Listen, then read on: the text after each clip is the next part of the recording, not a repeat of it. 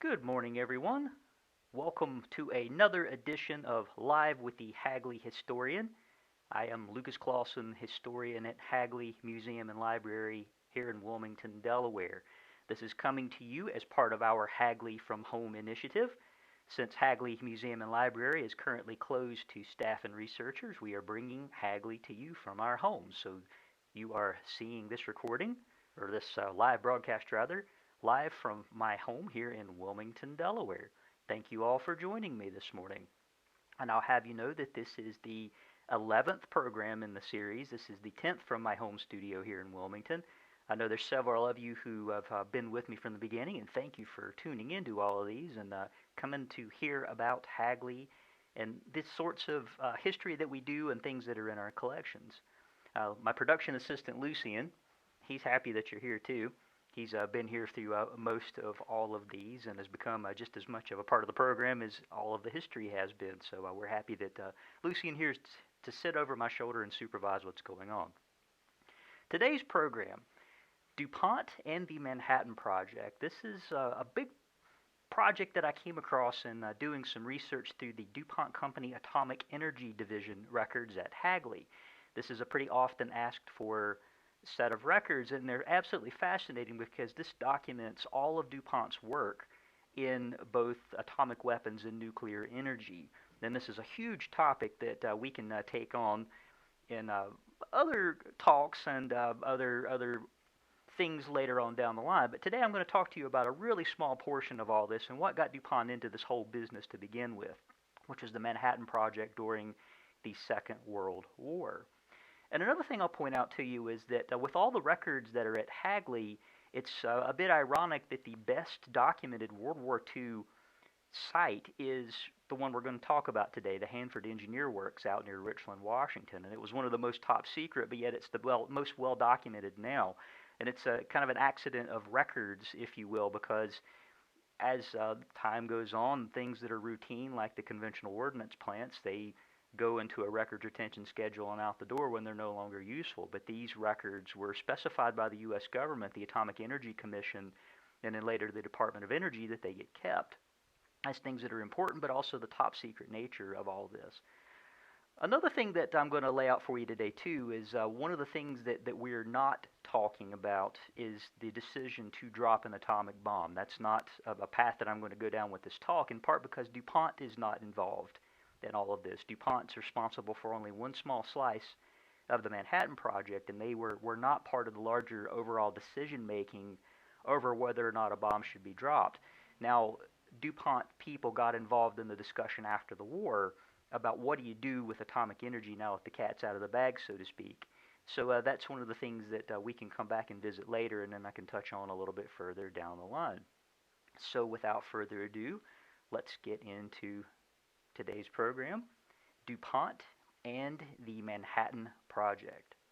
So I'm going to start in a place that you probably won't expect, but I'm going to set the stage a little bit for you and explain a little bit about what's going on in a larger context to help you get at why DuPont is so important in all this and what's going on in the national scene. So in the run-up to World War II, one of the big things DuPont threw out, and this is where we're going to start, is nylon. Nylon was introduced at the 1939 New York and San Francisco World's Fairs. This was a huge product for DuPont, a huge thing for them to put out. It was developed in the experimental station right here in Wilmington. Quite a revolutionary thing that DuPont threw this out there. One of the more popular uses for nylon was in ladies' stockings. So the photographs you're seeing are from the DuPont Pavilion at the 1939 New York World's Fair. So DuPont is known as a materials and a chemicals giant in the run-up to the World War II and everything that goes on with World War II. This is the direction that they're going, and not munitions or really even ordnance. This is something they get pulled into on account of World War II. But one of the things I want to help you understand is why push to even make an atomic bomb to begin with. And this is not something that DuPont is involved with directly, but the steps to the process are what DuPont ends up getting involved with a little further down the line. So concurrent with the introduction of nylon, you have a big problem in that nuclear fission, which is a chain reaction, meaning when an atom splits, it splits other atoms and chains so on, and causes either a nuclear explosion or in a controlled way can make energy. But the concept debuted in Germany in January, February 1939. So a lot of folks in Germany saw this as a tremendous threat because remember that Adolf Hitler and the Nazi Party were in power, taking over a lot of Europe in that point. This is January, February, September 1939. World War II got rolling. Britain, France, and later the United States all get pulled in. But at that moment, a lot of people saw this as a threat, and one of them being Leo Szilard and Albert Einstein. So they were people who were scientists, physicists. They understood the importance of what was going on.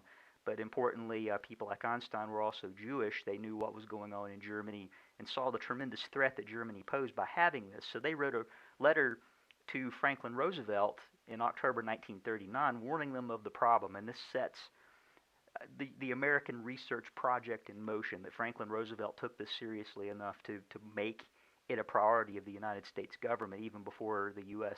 got involved in the Second World War. So another thing to think of in all this is a nuclear fission, what that really is. So again, this is a chain reaction. Whenever you split an atom, pieces fly off, and whenever the pieces hit other atoms, they make that atom split, and so on and so forth. So you can make a bomb. That's what makes this work, this chain reaction, that whenever it explodes, it sends it off into little pieces, and uncontrolled, it's a tremendous amount of energy released all at once. But controlling that is something that's an important thing too. So the theoretical concept of being able to control a uranium chain reaction was devised in May 1940.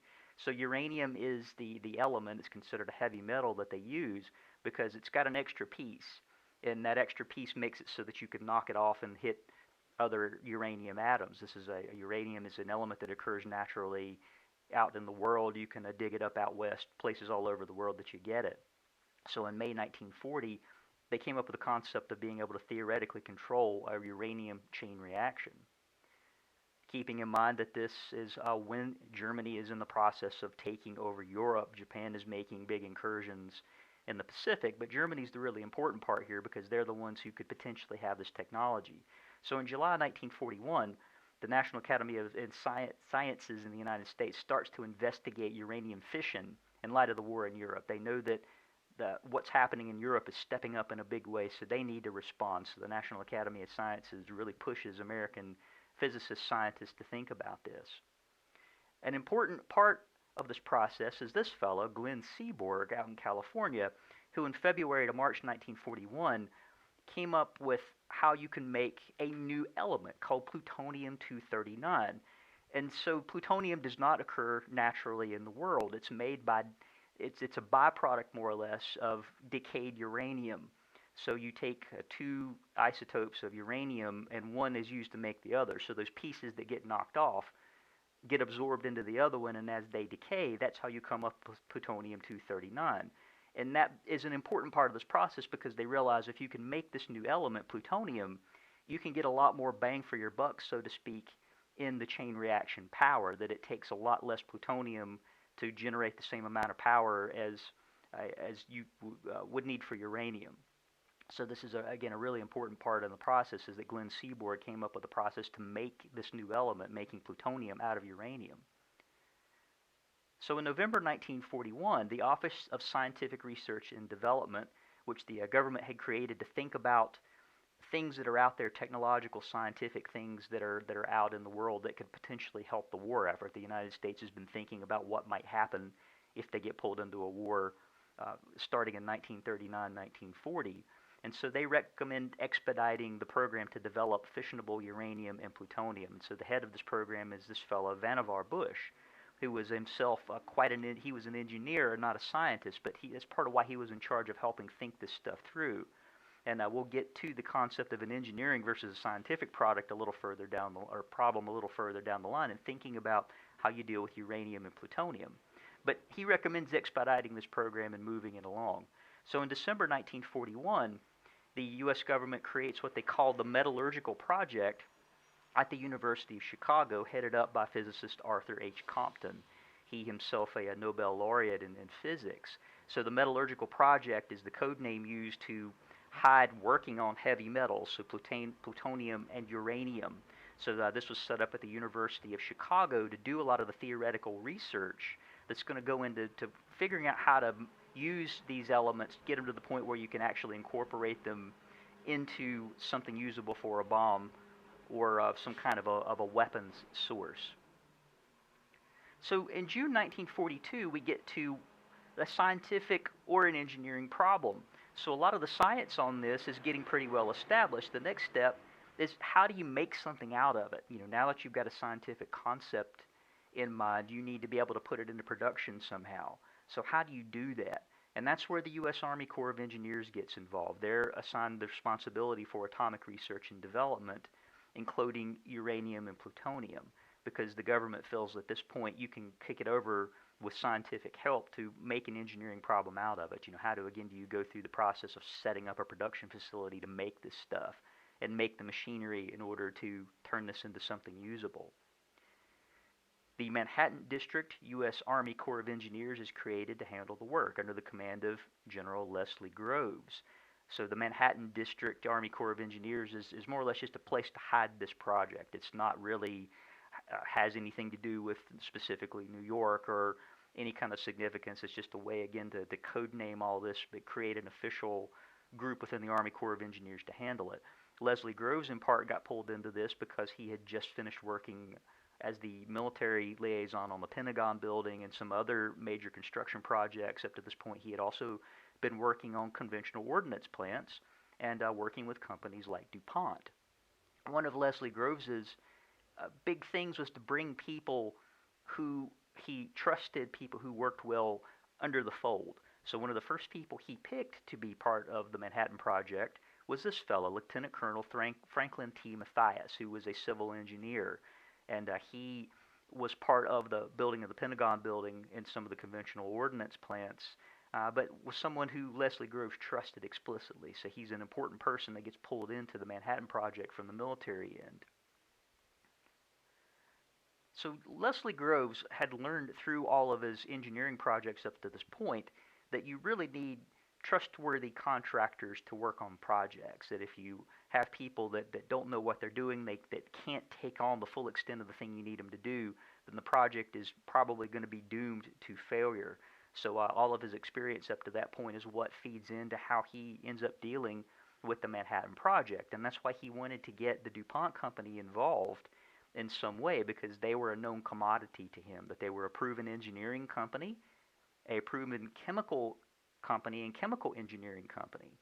So it's not really got anything to do with DuPont making things that blow up, that put them on the radar, so to speak, for the Manhattan Project. Again, it's about engineering. That DuPont had the capacity to do research and development, to build their own stuff, to run their own programs, run their own factories. And so that's why Leslie Groves starts pushing for this to get DuPont involved.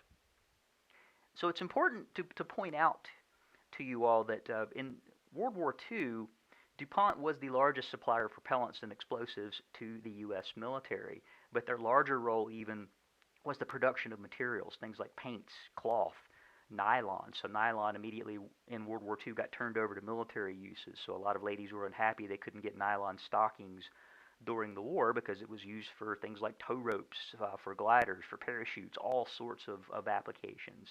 DuPont also made materials like lubricants, coolants, chemicals, all sorts of stuff. That this was a role that they had already taken on in the run-up to World War II, and then once World War II got going in December 1941, that's where they landed. But again, Leslie Groves wanted to get them involved somehow. So step by step, DuPont started getting involved with the Manhattan Project. So in August of 1942, they started lending chemical engineers to the metallurgical project, people that could help figure out how to chemically remove one element from another, or use chemicals to separate things out, refine things down in a certain way.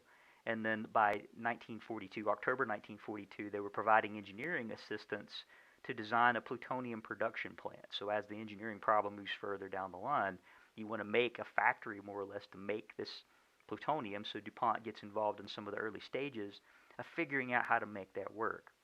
But again, Groves wanted one contractor for the plutonium project. He didn't want several, so he wanted DuPont.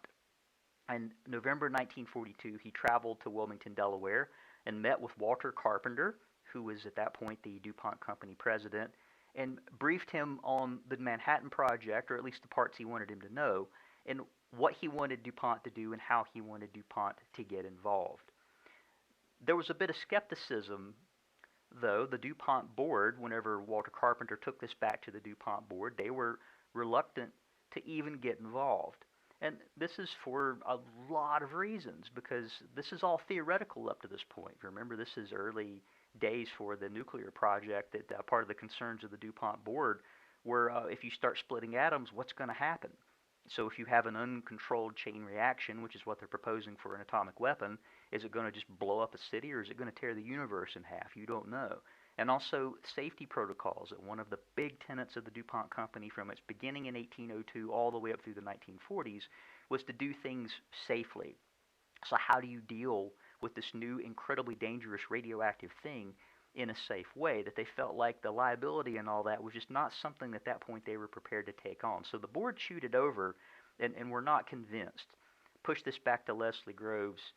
A lot of negotiations were involved in all this. DuPont relented, and on December 21st, 1942, they agreed to take on the Manhattan Project, the work that they wanted them to do for the Manhattan Project.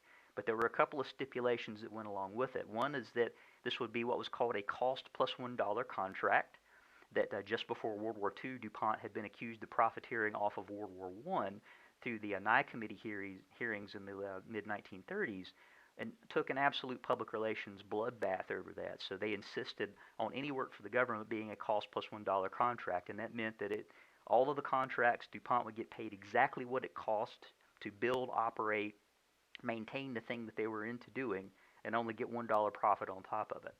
And also, specifically with the Manhattan Project, DuPont was to have no liability if something went wrong. So if you did split an atom in an uncontrolled way and the universe got torn in half, you couldn't come back and sue DuPont for that.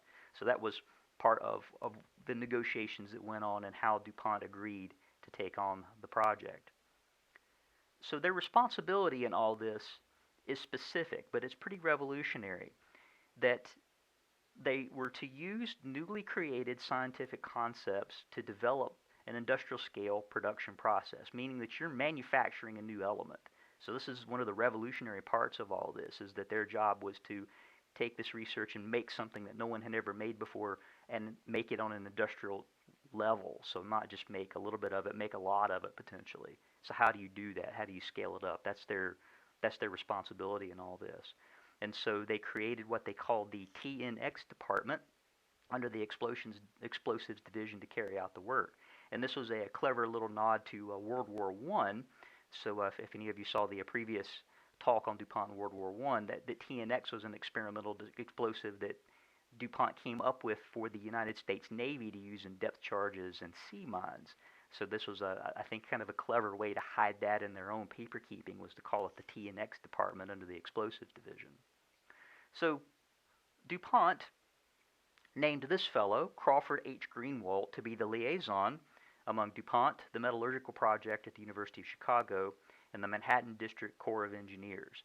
That Crawford Greenewalt is a pretty important person in all this, because, again, he's the go-between among all these different entities. So he's going to the Metallurgical Project, figuring out what they've got going on, taking the ideas back to DuPont, to their research and development section.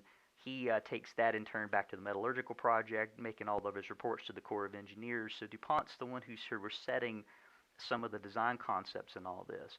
And so his importance in all this, too, is that Crawford Greenewalt is an engineer.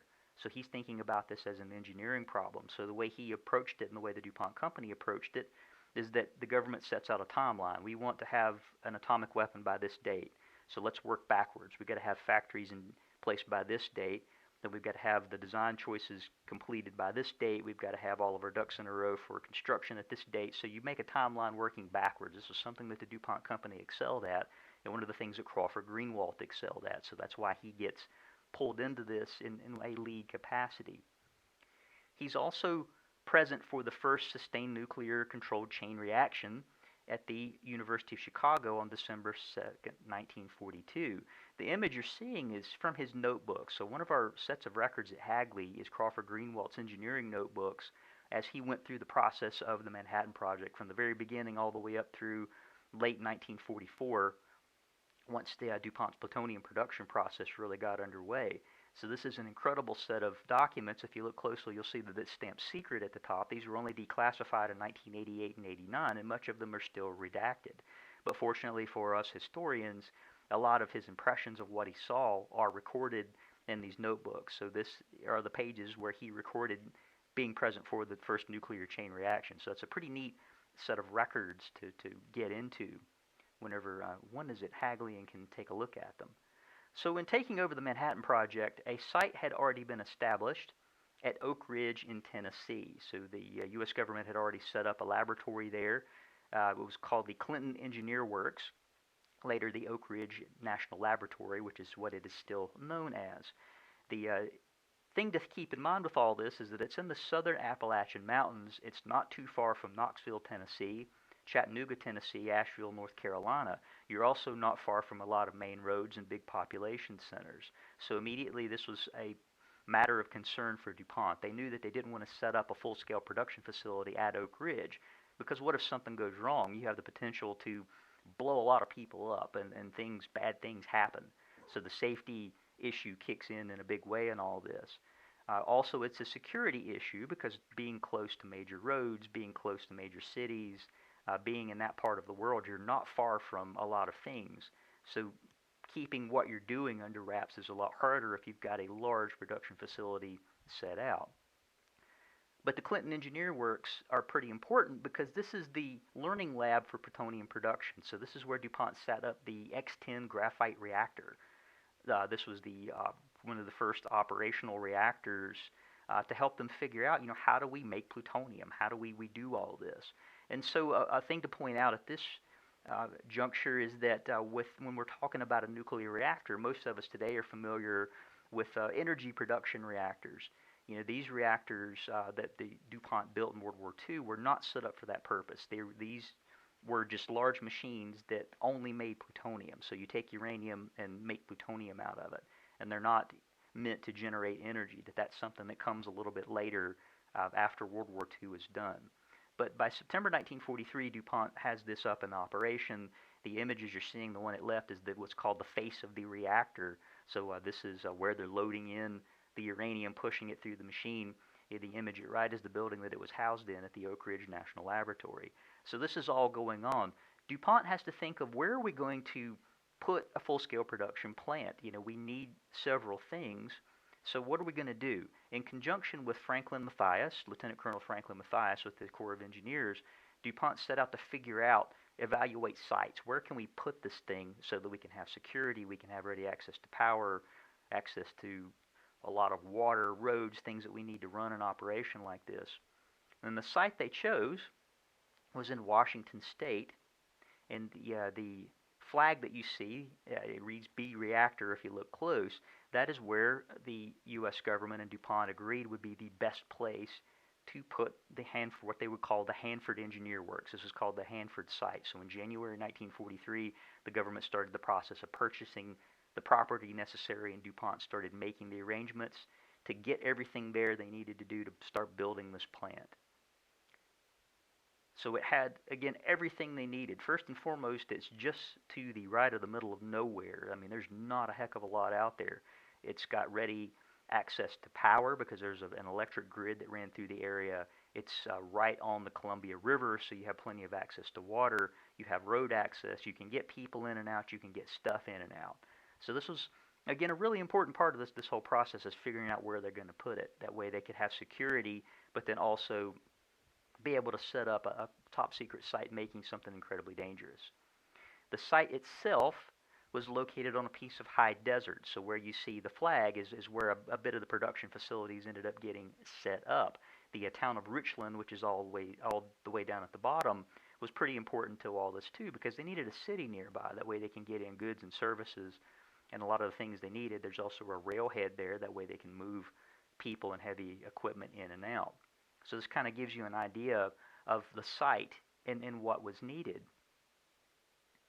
So in March 1943, DuPont's engineering department started construction of the site. The first thing that they had to build were houses. You're out in the middle of nowhere, you need to get people there. So they built a tremendous camp of barracks, roads, water sources, everything that you would need. It's a small city within itself. in addition to starting to lay the foundations for what would become the plutonium production facility. And so DuPont ended up building 554 plant buildings and 4,304 houses on the site. It's incredible. And to give you an idea of the extent, I'm going to show you a quick film clip that DuPont put together that shows off some of the things at Hanford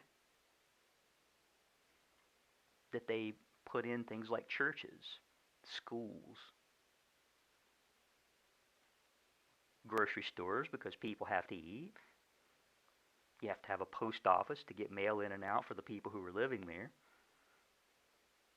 A bank, that way people can cash their paychecks, put their money in. An auditorium for shows, entertainment, theaters, movie theaters. Of course, with Hanford on the front, hutments, barracks, the water filtration facility and sanitization facility. Got to get rid of waste. So a complete sewage plant ended up getting built at Hanford. The process laboratory, which is the production facility, kind of a code name for it. You need hospitals on the site for all the people who are living there. The administration building to run all of your operations. And there it is, big as life and twice as natural, so to speak, the Hanford Engineer Works.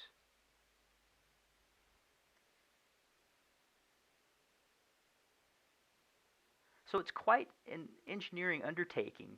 And to give you a sense that at its height, while they're building this, there were 51,000 people that DuPont employed during the height of construction. So there's that many people who are on site. This is not how many people who ended up there during operations. So what you're seeing is a chart that DuPont put together to show between April 1943 and November 1944 how many people were on site at the Hanford Engineer Works. So this includes people that worked for DuPont as chemists, engineers, scientists, people who ran the plutonium production facility, but also people who were construction folks, laborers, people who worked there in the cafeterias, fire departments, everything that you needed to keep a site like that safe. So 51,000 people. Just think about how many people you're cramming into the small space, and that's why you need essentially a city to go along with it. So when the plant was in operation, there were 15,000 people who were on site, and you needed 6,000 to operate the manufacturing machinery. So the balance of those folks are, again, the police department, administrative folks, all the other people who were involved in keeping a site like this in operation. So what you're seeing in the photographs, the one at left, is people lining up on payday. These are some of the folks who are working in the engineering department lining up. And at right, how DuPont helped solve the problem of paying that many people at once was to put a pay wagon in the back of a truck. So you can drive it out to where the employees are. They can step up based upon their employee badge numbers and get paid. So it's quite a process, and DuPont was responsible for figuring all of this out. So it's not just a little element of making plutonium that's involved with something like the Hanford Engineer Works. It's about figuring out how to keep people there, keep them fed, keep it clean, keep everything in operation. So again, this is quite an undertaking.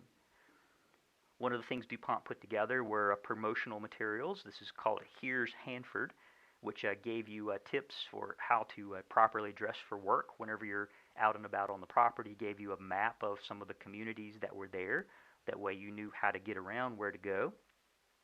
They also put together booklets like this one made specifically for men called Highlights of Hanford. And it shows photographs of the inside of the barracks and the huts that they were in. And the 2 pages I put up, the heading for the one in the middle is called Is the Food Good?, which tells you about the cafeteria spaces that are around.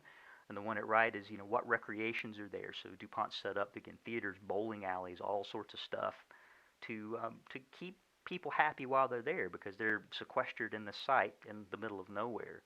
DuPont put the same thing together for women. This one is called Dear Anne, a letter telling you all about life at Hanford. So it's set up as a letter to Anne from Ruth about all the things that a woman will encounter when she goes to Hanford. And so the section at the center is called What Shall I Wear?, telling you about what you should wear to work, proper clothing and attire for that, and telling them about the importance of the war job that they have.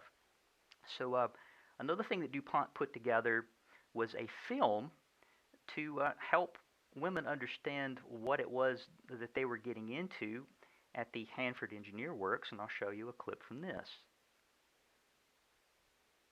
showing that a typical Hanford girl's day begins at 6 a.m. And I love this, that it walks you through these ladies' days. So getting up, getting themselves ready in the morning, and part of the idea with all this, again, DuPont came up with this film as well, was that their PR arm was pretty incredible by this point. This was in response to the Nye Committee, so they knew really well by 1943-44 how to make these films, so showing that these ladies can live, have a pretty good life out in the middle of nowhere working on this plant, that you're going to eat well. You go to these cafeterias, you're going to have coffee, you're going to have soup, all of the good food that you could possibly want, including cornbread.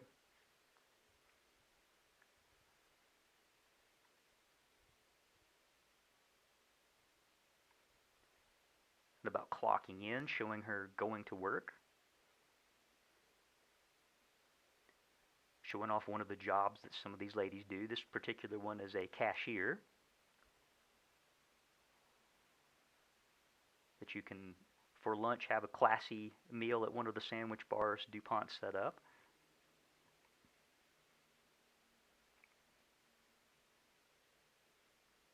And that at 5:30 your day's over. So then what do? She can stay in her room or go to some of the entertainments, like a classy band and a dance.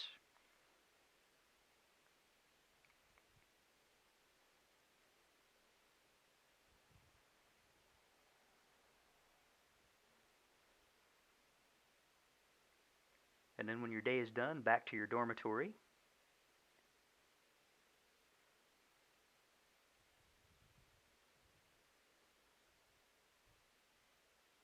Provided with everything that you need. And then off to a good night's sleep to get ready for the next day's work.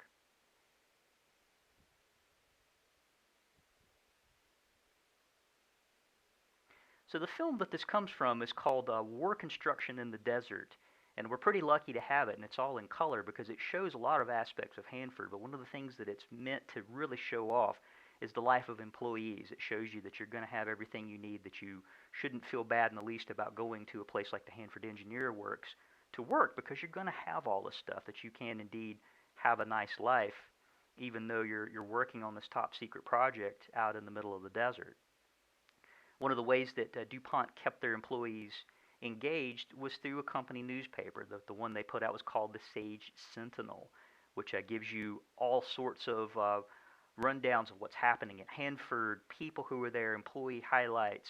We at Hagley have every edition of the Sage Sentinel and have scanned it and put it up on our digital archives should any of you care to peruse it. But it's a fantastic document about what happened at Hanford and about how much of a process it was to set all of this up and keep this factory going out in the desert.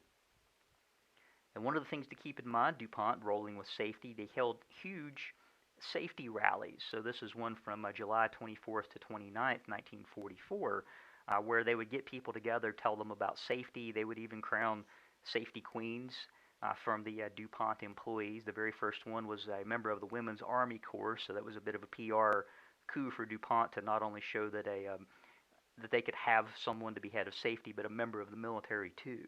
So again, lots of stuff going on here at Hanford Engineer Works.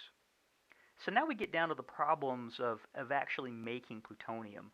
One of the things to point out to you is that this is an incredibly time, energy, labor-consuming process. So what you're seeing is the face of what's called the B reactor. This was the first operational reactor at Hanford. The thing is absolutely huge. So the photograph at left is of the face of the reactor in 1944, and the photograph at right is of it recently, that you can now go to the Hanford Engineer Works and take a tour of this. But to give you a sense of scale, you can see the people standing in front of it.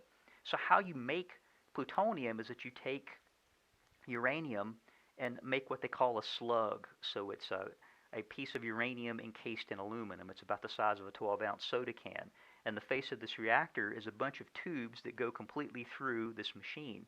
And how it works is you put the slugs in one end and you slowly push them through the machine. So as you turn the machine on, the pieces knock other pieces off. It bombards the uranium that's inside. So as it gets pushed through the machine and everything does its work, it gets the fuel uranium and then like the receptor uranium ready to be turned into plutonium. So as it pushes it through, when it gets to the other side, that means it's cooked enough, so to speak, and it's done. It falls out into a 20-foot deep pool of water. It's so radioactive at that point you can't handle it for 1 month. So DuPont's got to figure out, how do you make a machine that does that? You can't just have somebody with their finger pushing these things through because of how highly deadly this can be, how radioactive it is, how absolutely controlled it all has to be. So they have to come up with automation processes. So machines that can push all this stuff through, machines that can automatically grab the slugs on the other side. Whenever you're operating it, you have to be able to turn it on and off, so to be able to do that remotely from outside of the building. And also remote sensing technologies. How do you know the temperature inside of this thing when you can't just go and put a thermometer in? And how do you see inside? So remote video technologies, this was something they had to come up with as well. So this pulls in all parts of the DuPont company, and one of the reasons why DuPont got involved in this is that they could spread out bits and pieces throughout the United States, literally, to their company. So you have places like Carney's Point, the Chambers Works over in New Jersey that are working on your a little piece figuring out refining uranium. The machine shops on the Christina River here in Wilmington, Delaware, are working on some of the remote sensing technologies. The experimental station works on it. Plants in West Virginia are working on a piece. It's spread out all over the place so that nobody really knows what's going on. That in operation in all this, there were only about 10 people at DuPont that knew the full scale of what was going on.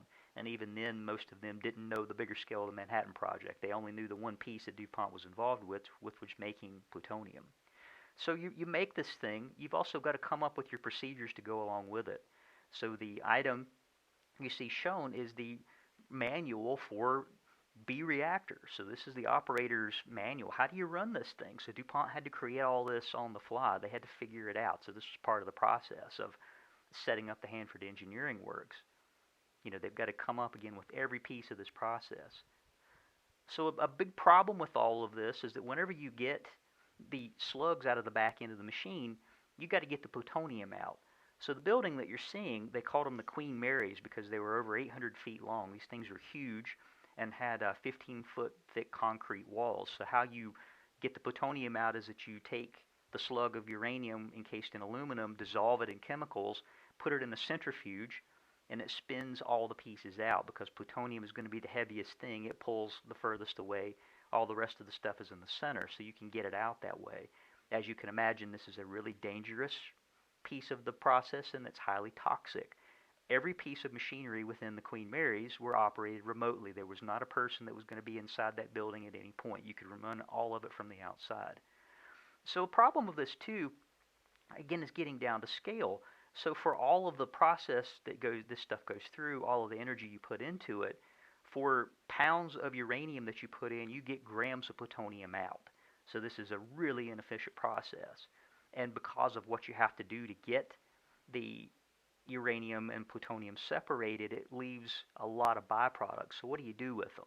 And one of the design choices that DuPont got into with this is that they said, okay, we need to have a materials done by a certain point. So what we're going to do is make some least worst choices. So we know that there are probably better ways, but we've got a deadline to meet.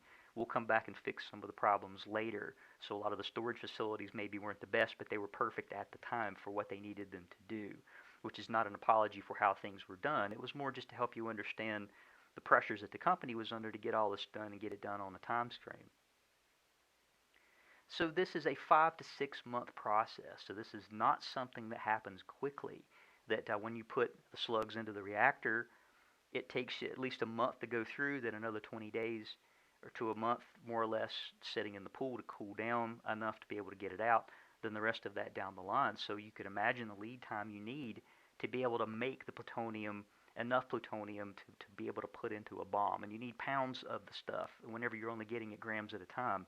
You can imagine the problem. So this is a lot of production to get a very little bit of material out. Don't forget, too, that this is a military site. So DuPont ran it, but the military, the U.S. Army, are the ones who actually operated it.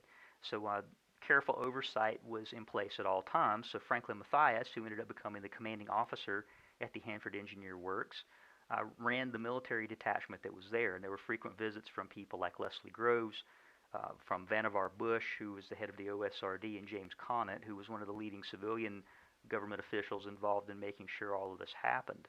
So it's a pretty brilliant too in some cases, because one of the ways they can hide this in plain sight is to have a strong military presence and make it look like just a regular old ordnance plant that a lot of people who worked there thought that's what they were doing. So not many people that were at Hanford knew exactly what they were doing. They knew they were making some type of explosive, but they didn't know what. So I want to show you one last film clip that shows the Army detachments at Hanford, well, after we get these ladies to sleep. That again, don't forget this was a military installation, so you had military police, military checkpoints, but then also a full guard staff.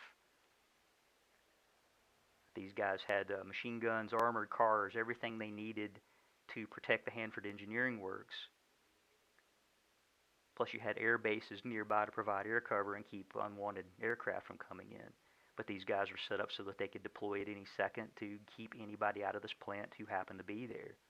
But then also the Women's Army Corps were there. So this is a really neat thing that I'm glad that we have in our collections, is this color film of the Women's Army Corps at the Hanford Engineer Works, that they worked in the military administration in handling a lot of the correspondence between the government and Hanford Engineer Works and liaison work with DuPont. So that's specifically their role in all this, was to do administrative work for the Hanford Engineer Works.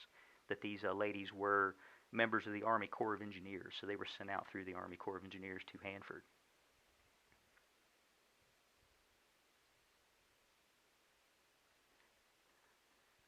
The plutonium that was made at Hanford was pretty important. It was used in the Trinity test in New Mexico on July 16, 1945. So this was the first detonation of an atomic bomb in the world, the Trinity test. So it was made with DuPont plutonium. And the bomb that got dropped on Nagasaki, Japan on August 9, 1945 was plutonium made by the Hanford Engineering Works. The Hiroshima bomb was uranium. So remember that it takes so long to make plutonium, there wasn't enough to make a bomb for the one that got dropped on Hiroshima, so that ended up being a uranium bomb. So that's something to keep in mind in all this, that this is something that DuPont played a large role in. And back to a point that I made earlier, DuPont's again not involved in the choice to drop a bomb, where to drop a bomb, any of the politics of that. The Manhattan Project is broken up into a lot of pieces. The Los Alamos Laboratory were the ones who were making the bomb. DuPont just provided the materials. Other groups figured out how to make the bomb drop from a plane. Lots of moving parts involved in the Manhattan Project. So with DuPont, whenever they made the plutonium, they handed it over to the Army detachment on site. So DuPont gave it up at that point. The Army detachment would take it somewhere, hand it off to another courier. They in turn would take it to Los Alamos or wherever it was going to be turned into a bomb. So this is something that DuPont is pretty far removed from. That, again, not many people at DuPont knew exactly what it was they were doing until after the Nagasaki bomb was dropped on Japan in August 1945. So after that was done, in late August, Walter Carpenter, president of DuPont, acknowledged the role that DuPont played. So this is a letter that was sent out to employees, and there was another letter that was sent out to shareholders saying, here's what we did, here's what we participated in, that we were part of the Manhattan Project, that we were an important war industry, that we did what the government asked us to make this war come to a close. And that's how they were framing it up, and that's how a lot of people who worked for the company framed it up too, although there were a lot of people who were pretty upset by this, that they were not happy about the fact that they worked on something that annihilated a city in Japan and created this whole new thing. So this is a big problem for a lot of people in the United States, but also people within the company. The company itself received an Army-Navy E Award for high achievement for the Hanford Engineer Works, because they produced everything on time and on schedule, that they did, again, everything the government asked for them in the entire process. So remember back to the cost plus $1 contract, the government in the end only paid them 68 cents of the dollar because they finished the contract in 9 months rather than 1 year, which is what they were supposed to do. So government bureaucracy being that, they only, again, got paid the 68 cents on the dollar. The letter you're seeing is from the Pasco, Washington Kiwanis Club, where all the members got together and wrote a check for the balance and sent it to the DuPont Company, but, which is a pretty interesting little piece to have in the collection too. This is not the original letter. We don't have the original, but we do at least have this copy to show that that was done, and to kind of get into a little humorous sideline of something that happened at a plant like this. So remember that DuPont was not really keen to be involved with the Manhattan Project to begin with, and one of their stipulations of taking it on was that whenever the war was done, they wanted out. So they originally wanted out of the Hanford Engineer Works in 1946. The government persuaded them to stay with Hanford until 1948. And at that point, DuPont handed over operation to General Electric, and they operated it from that point on. The plant ceased operations in 1987, but today it's designated a Department of Energy major cleanup site. It's considered one of the most toxic and polluted places in the world because of what was done there. A lot of the American nuclear arsenal, the fissile materials that went into the nuclear arsenal, got made at the Hanford Engineer Works. So from 1989 to now, it's been a major cleanup site. It still is a major cleanup site. One of the problems being that the tanks that some of the byproducts were stored in were starting to break down, and they're worried that these materials would leach into the Columbia River, get out into local orchards, get out into the environment. So this is a problem that DuPont did think about while they were on site, but because they handed it off, part of the reason why they wanted to hand it off is that they knew that this could be a problem down the line. But that's not the main reason they wanted out of this. So don't think that, again, I'm not an apologist for DuPont. The thinking that went into this at the time was that the company wanted to get back to doing things on the civilian market. That was the primary concern in all this. And they realized that with dealing with plutonium, that it was something that would be incredibly difficult for them to make any money at doing. So got out of operations in 1948, but the site lived on. DuPont, though, did get pulled back into nuclear research and development in 1950. So they created what was called the Savannah River site that is located near Augusta, Georgia. It's right on the Savannah River in Augusta, Georgia. So it's was a major spot where DuPont got back in during the Cold War. They were asked during the Korean War to get back involved with making plutonium. So they set up the site there and operated it until 1989. DuPont had a major presence in Aiken, South Carolina, Augusta, Georgia, and operating this plant, and took a lot of what they learned at Hanford and applied it there. So all the safety protocols, how to run reactors, a lot of the things that they had figured out are what got applied to how they operated the Savannah River site. So where I want to wrap things up for you today, bringing this back around full circle to nylon, we're going to end with a quote from Crawford Greenewalt that during the Manhattan Project, one of the government officials asked him directly, I bet you guys are looking forward to the war being over with and really making a lot of money off of this atomic nuclear energy thing. And Greenewalt's response was, no, we're going to go into nylon and make nylon stockings. We can make more money that way. So his realization in all this is that there was going to be way more money to be made in nylon, which ended up being the truth, than ever could be made in dealing with fissile materials.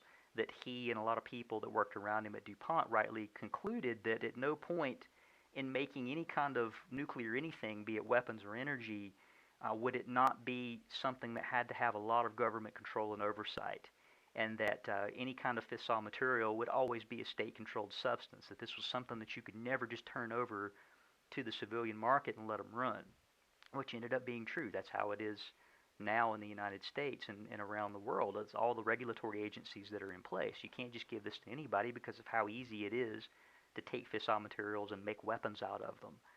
So this is an important thing to think about, and an important way that to understand how DuPont approached this problem, that you go from not wanting to be involved, you start with nylon and the potential of this huge project and get pulled through a lot of things, not the least of which is one of the most significant things to happen in the 20th century, getting into atomic weapons and nuclear energy, and realizing that in the end that the way that they were going to make money was with nylon. So I hope that gives you a good sense of what DuPont did at the Manhattan Project, and I realize that I've skimmed over a lot of stuff and have not mentioned a lot of other important DuPont sites, a lot of other important things that happened with the company. But But I'm more than happy to talk about this later, and I want to turn back for other talks to get into the Savannah River site and get into some of people like Crawford Greenewalt thinking about what to do with this stuff after the war, with atomic energy and nuclear weapons after the war. But today, the Savannah River site, or the Hanford Engineer Works, rather.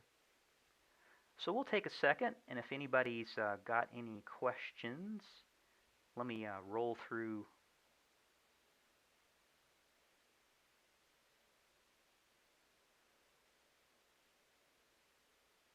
Let's see. Philip Leach has the question: do you know the half-life of the plutonium, and is it still in the Queen Marys? No, it's not in the Queen Marys. Once everything got made, I'll answer that first. Once everything got made, all that stuff went out. Uh, so the plutonium itself ended up either in secure facilities or in nuclear weapons somewhere. And the half-life of plutonium is, I think, somewhere in the neighborhood of around 58,000 years. It's some pretty awful stuff. A lot of the slurries that are in the ground have, or in some of the holding tanks that are at that site, have half-lives of thousands, like up to, from like 1,000 years up to over 10,000 years, which is part of the problem of storing and dealing with them. And this kind of gets to a larger problem of how do you deal with something like this even on a civilian market? So whenever you're done with the nuclear fuel that goes into civilian reactors, you still have the same kind of problem of how do you store this stuff until it's safe enough to get rid of in some way. Um, but it's a problem that gets started in World War II and one that we have not adequately resolved. So there we are with that. Chris asks, how was the pay at Hanford? Any bonuses paid to attract workers? Yes, absolutely. That the pay rates were as competitive as they could make them. That they wanted to entice people to go to the middle of nowhere to work. So there you are. That the pay rates changed as the war went on. That's something that is listed in some of the plant histories, and I'm afraid you've reached a crack in my armor. I don't know them off the top of my head, but DuPont did make the pay rates competitive. That way people would want to go there and work. And particularly for a lot of the folks who work directly with the machinery that was used to make plutonium, and a lot of the research scientists who were there.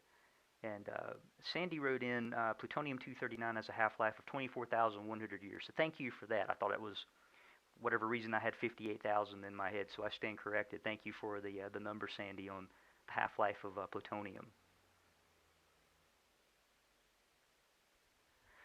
So we will wrap things up for today. If you've got any further questions, feel free to type them into the comment section. I will come back to them after the live stream is done, or you can reach me through the Lucas R. Clausen Hagley Historian Facebook page, or you're welcome to send in a question to our standard form at Hagley, which is askhagley@hagley.org. Please do check out our website, hagley.org, to find out about when we are going to be opening. Delaware will be going into phase one before long, so Hagley will be thinking about that as well. Check for all updates on the Hagley website about what our opening plans are and how you can get out for a lovely walk on the Brandywine. In the meantime, you're welcome to check out our digital archives, digital.hagley.org. We have a specific section particularly on the Hanford Engineer Works, so you can look at a lot of the materials I showed you today, even see the films that I showed you in the full length from beginning to end in their glorious color, to check them out and see some of the resources that are available on the Hanford Engineering Works. Also, check out Hagley's Facebook page to get updates on our opening time frame and other things that are going on. We're going to continue with our Hagley from Home initiative because we won't be able to fully open for a while, so look there for other programs and other things that are going on. So thank you all for joining me today. We will be back with you next Friday, 10 a.m. for another episode of Live with the Hagley Historian. Until then, everyone have a lovely week, and I will see you next Friday. Take care.